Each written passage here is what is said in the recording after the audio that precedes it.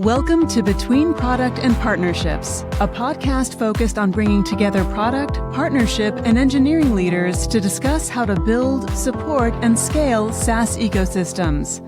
This podcast is presented by Pandium, an integration platform for building native integrations. Hi, everyone, and thanks for listening to our podcast, Between Product and Partnerships, where we talk about the challenges and what it takes to build integrations, tech partnerships, and SaaS platforms. And today, I am so excited to have my friend, Jira Cooley, who is now the Snowflake Partner Lead at GrowthLoop, join us. Jira, give us a little bit of intro to yourself and your background. Yeah, for sure. Thanks for having me on, Christina. It's been a long time coming, but happy to be here. And yeah, so just a quick intro. My name is Jira Cooley, and as Christina mentioned, I'm currently the GrowthLoop partner manager for Snowflake, focusing solely on the Snowflake partnership.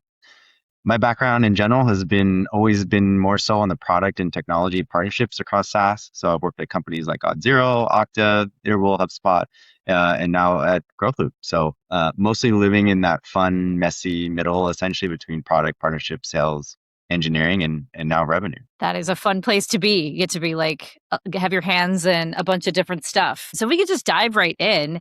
And this is super topical, I think, for a lot of folks. I think you just started your new role at GrowthLoop. You'll have to tell us, remind me how long it's been.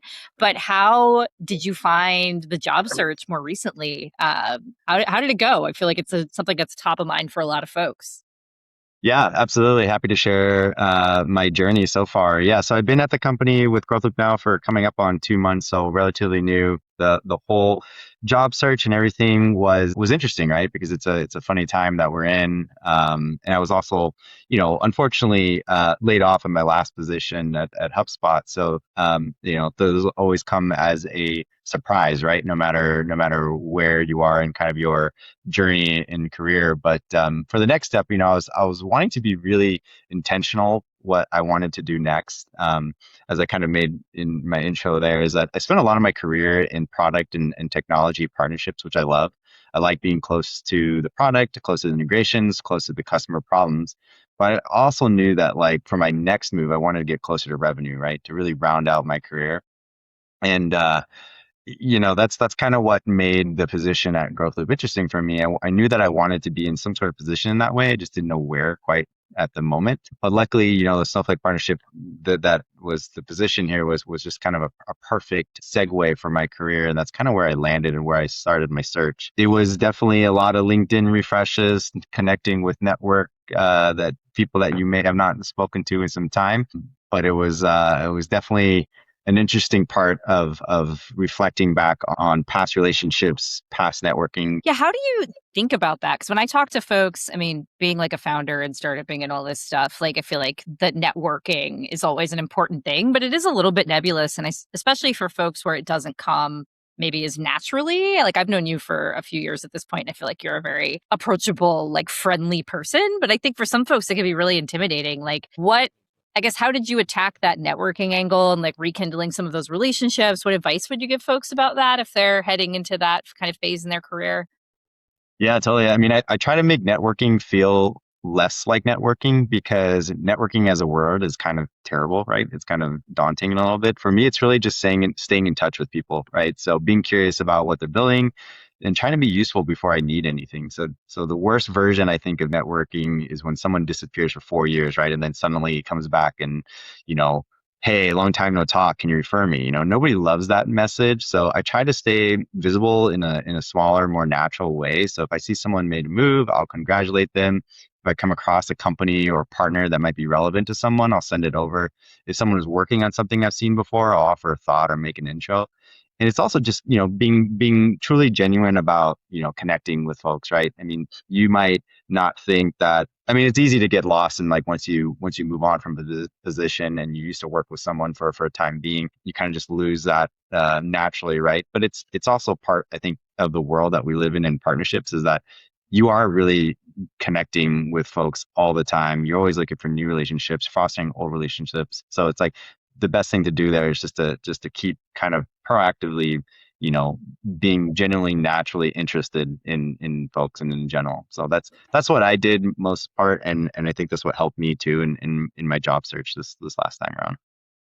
Yeah, and the software world like can feel really big, I think, but it's also so small. Like when I look at folks like hopping, to new gigs or kind of getting new positions, there's always at this point in my life, and I'm sure it's like this for you too, I'm like 1 degree away from almost anybody, I feel like at this point. Like, and I always tell folks like it's so important not to burn bridges. And it doesn't necessarily mean like don't, like flip a table on your way out, which obviously don't do that. But just like to your point, being like a naturally curious, like kind person will go so far. And I think, especially in the current landscape, being top of mind and being someone who you're like, I mean, I can't tell you the amount of times I've had someone reach out to me and be like, oh, this person used to work at a customer of yours. Did you Mhm. work with them? And I could say, like, I don't know that person and like I don't know their work super well, but I can say that they're like a cool person who was responsive and seemed like a genuinely nice person. And that's like enough, right? Sometimes to get that resume a second look. I wonder if like the way that you're networking or with your job hunt this time around,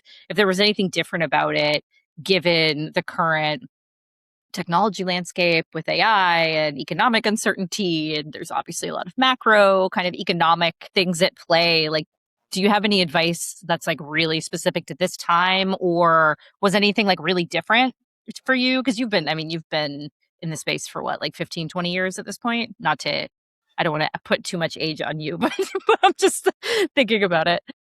Yeah, not quite 20 years, but yes.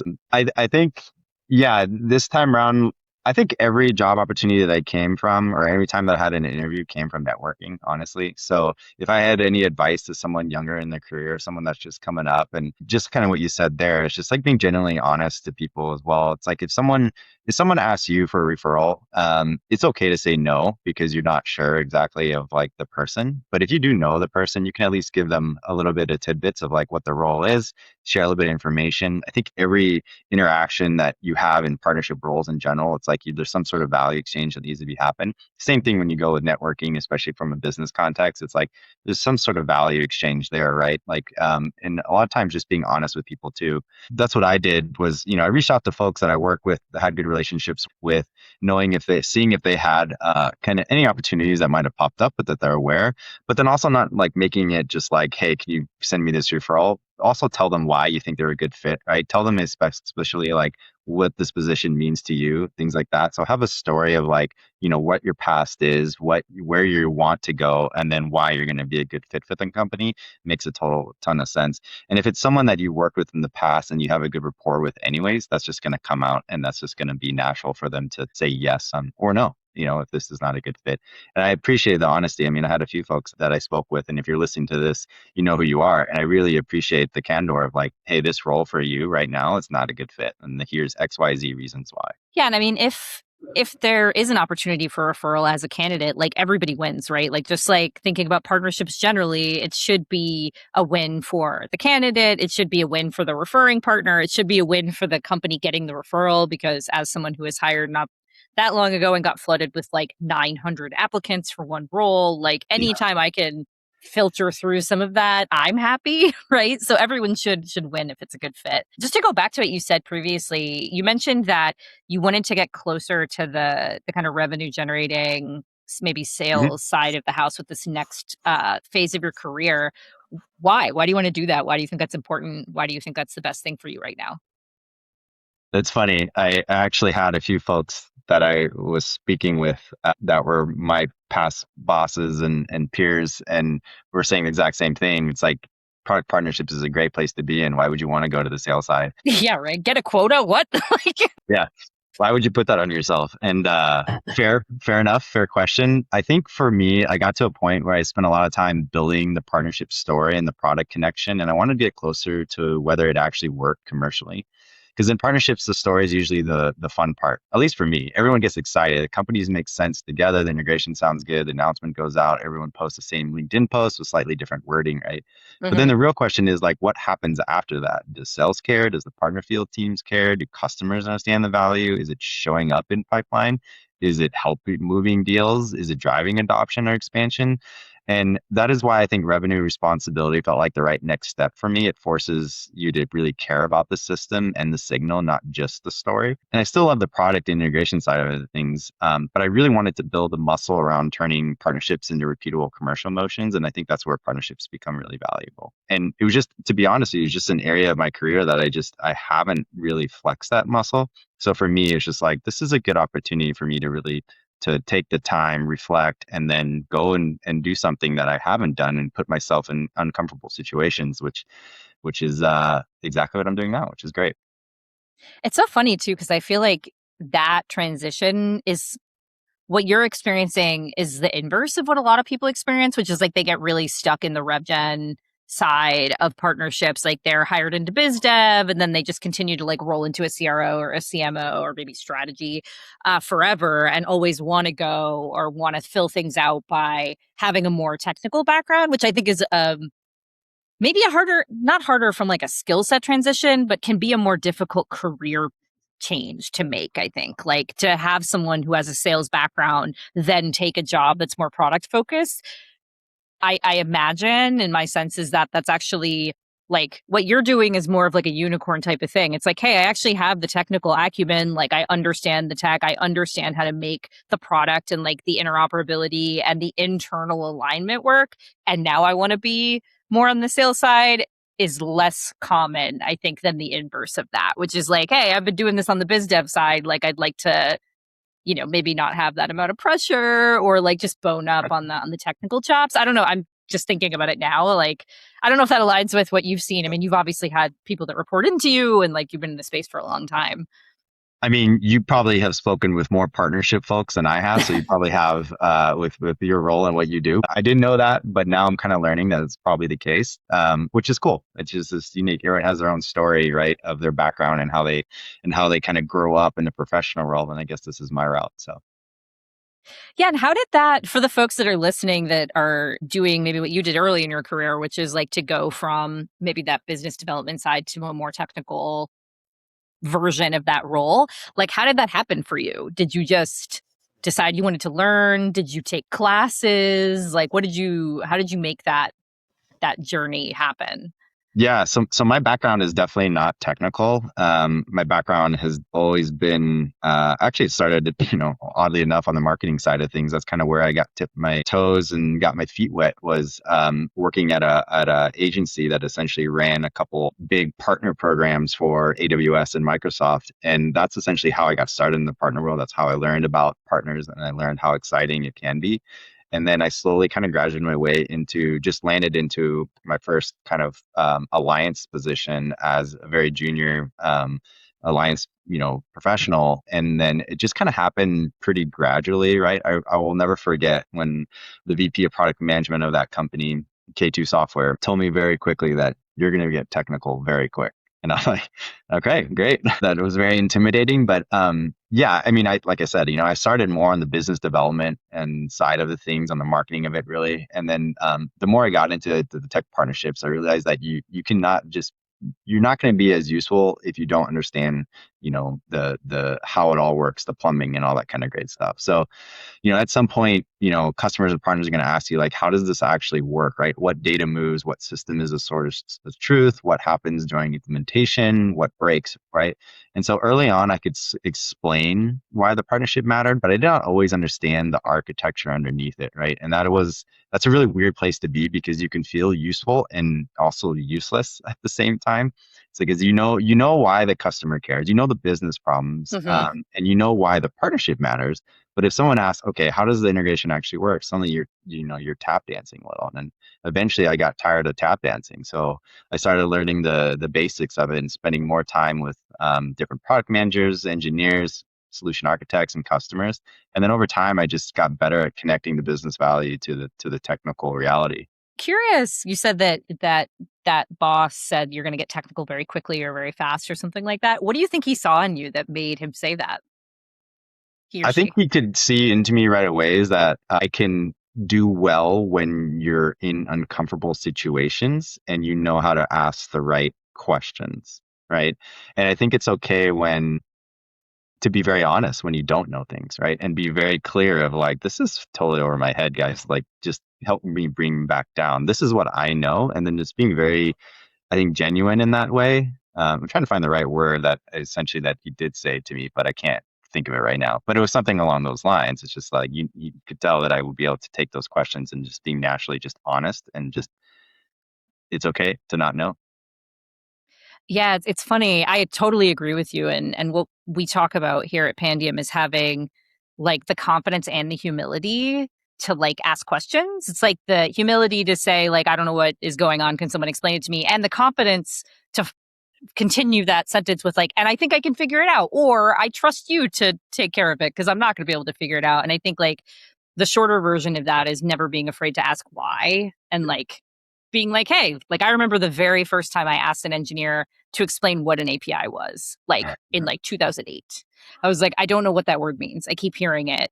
I sort of conceptually understand what it's kind of doing, but like, what is it? I remember exactly where I was standing in an office and who it was that explained that to me. And like, that like changed the trajectory of my entire career, honestly, like asking that question and asking it to somebody who would take the 5 minutes to explain it to me. Right. So yeah, what you're saying like resonates a lot. That sort of like, hey, like knowing when you should ask, knowing when, even currently, like I'm not an engineer and I work with engineers all day. I know when to be like, you guys got this. I don't need to ask that question. Like, you don't need to explain that to me. Yeah. But there is I think a level of confidence that you have to have, and you could fake that confidence for a period of time until you know enough to be able to ask those questions. Totally. Yeah, it's interesting, and it's this is like I could nerd out about this all day. This is what I love, right? Is like that combination of the commercial side of the business, the customer value, and the technology part. I think is really fun, and I personally think it's like a superpower if you can combine those things, like being able to understand what customers actually need, having enough of the tech mindset to be able to like speak confidently and know when to bring someone else in, and having the commercial side of it, like that makes you like a real secret weapon, I think, in an organization. Yeah, I totally agree. I mean, that's for like my family, my wife, my parents, things like that always ask what I do. A lot of times it's confusing already to folks that are already in tech, but it's also think Hmm. about how confusing it is to someone that's not in our world whatsoever. And they're like, "What do you do?" Well, really, I'm just the translator between engineering and sales and in between, right? You do everything in between. You kind of know enough about everything, but you're not an expert in anything. And so that's where it's like being comfortable with the ambiguity of the role, I think is huge as well. And as you mentioned, like a couple of things you said there, is like I remember back in the day when I would be in meetings and I would just like have to write down terms because I did not fully understand what they were, and then have to look them up afterward. Like APIs, totally webhooks, authentication. I was in security for a while, cybersecurity a while with Okta and Auth0. So it's like Hmm. that whole world is completely different to Martech, right? So it's like even more confusing in a lot of ways. And yeah, so there's just a ton of stuff to learn. And I think as long as you're learning, you're always going to be learning. But as long as you're continuously having that mindset, you're always going to do well. You're always going to find new ways to do things different and better. Yeah, I agree. I think the natural curiosity, and it also helps like you're, again, I said before, like I think a very kind, like approachable person, and I do think there is something about that sort of demeanor that can also help, like when you're asking like, hey, senior engineer, you keep saying API and I don't know what that word means. Like I'm genuinely curious and like I actually want to know. Is I think there's a special way to ask these kinds of questions too, to be able to like get that type of information. But I'll say at my last company where I met my co-founder, this company called Handshake that was acquired by Shopify, one of my engineers on my services team did like a little API and integration boot camp and asked like the entire company, like sales team, CX, like come learn what an API is. And he had a conference room full. He did like a 3 or 5 week session. And it was really cool to see like our BDRs, like, because they hear about this stuff all day. They know the talk track of what to say about the API, but they don't know what it actually means, and how it works. It was really cool to see him like want to help and see the response. We were like, maybe like it'll be like just three of us, but it was a full room, like probably 15 or 20 people out of a company of 50. So, Yeah, that's it, awesome. I mean, you're fostering essentially the capability or allowing a space for people to be open to it. I think a lot of times, like when you think about it, there's two types of people in the room. When someone's teaching, someone's asking something, there's the people that raise their hand right away and admit like they don't know, or the people that just kind of hide it and try to fake it, right? But if you're fostering a culture at your company that's like open to all that, open to learning, lunch and learns, things like that, that's what I think would really help accelerate all this and then kind of really break those walls down. That's pretty cool that What you do did. you Yeah. I'm curious what you think about that concept, and I agree with you with like the now like everyone's an engineer sort of like vibe coding. Like how do you I can see it personally in myself. I can see it going like both ways to like it actually fostering a lot more, like I'm not even going to say interdepartmental, but like interpersonal interest in training and stuff like that. Like what you're describing, like raising a hand in a meeting. But I can also see a rift growing potentially Mm. between like the real engineers and these like fake engineers. I don't think we're deep enough yet to know for sure, but I'm curious, like what do you think?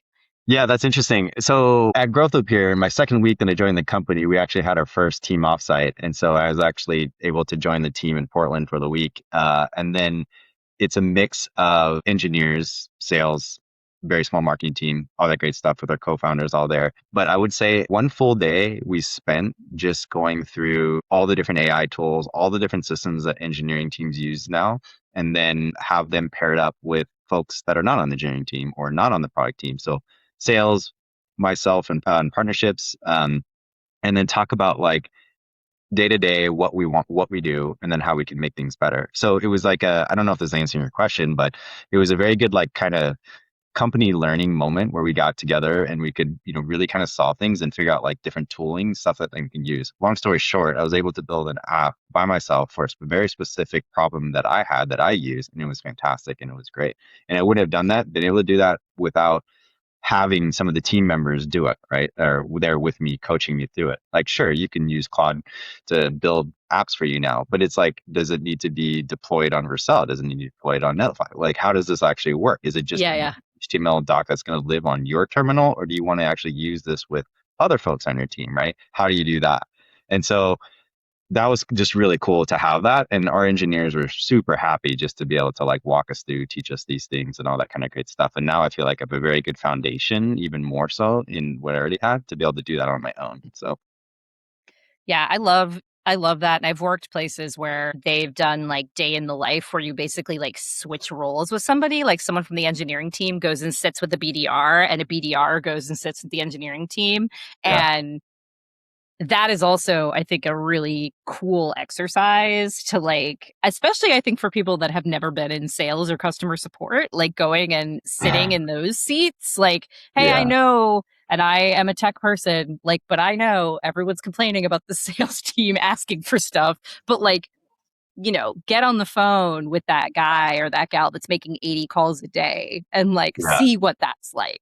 And now you'll understand why like that blue button being blue is like really important to them. yeah. I feel like that That was like a empathy. definitely. Yeah. I feel like that was definitely a thing in business school, right? You always learn and talked about like folks, maybe you didn't go to business school. I did. But you always learn about like the kind of the cross pollination, getting into someone else's shoes, learning about that. And it hasn't happened for me in real life yet.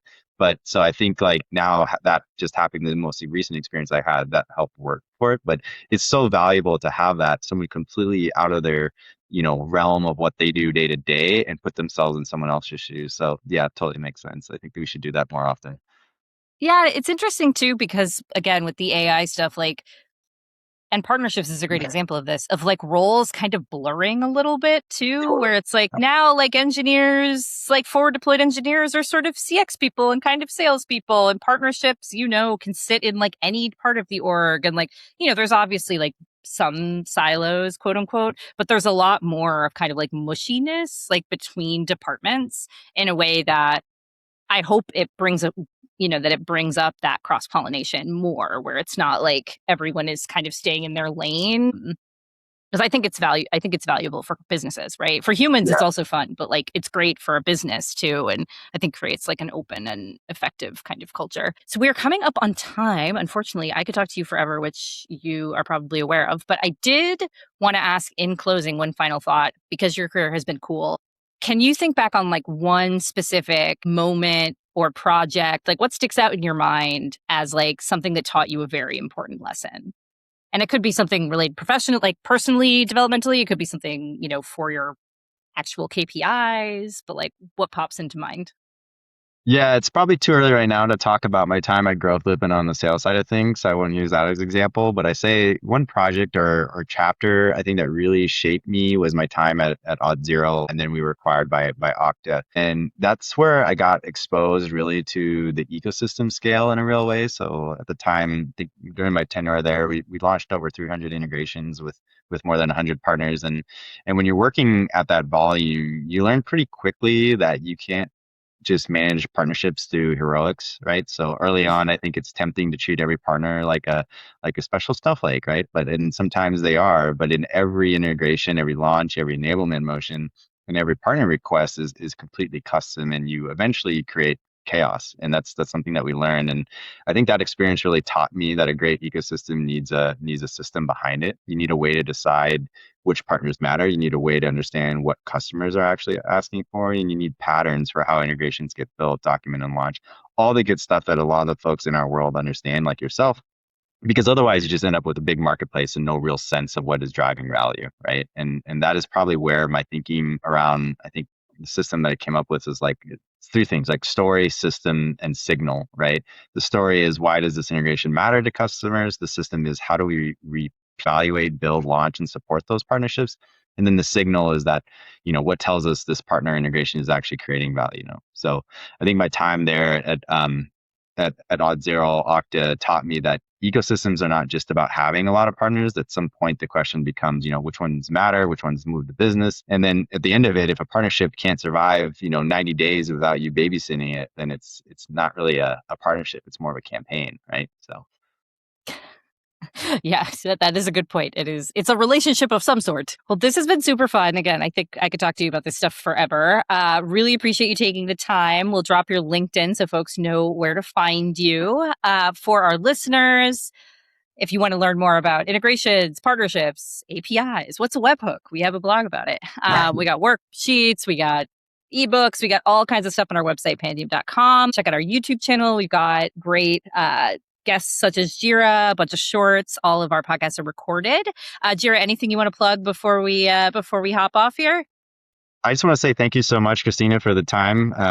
Thanks for being, providing this medium essentially for folks all throughout whatever kind of journey they are in their careers, and learning about partnerships, learning about product, learning about all the great stuff. And you've provided an awesome platform to do this. So thank you so much. Oh, thanks, Jira. Well, thanks again for spending some time with us. Audience, I hope you tune into the next one, and we will see you out there. Thanks for listening. If you enjoyed our content, subscribe to our channel and give us a thumbs up. For more content on tech partnerships, integrations, and APIs, check out our articles, ebooks, and other resources in the description, or visit Pandium's website.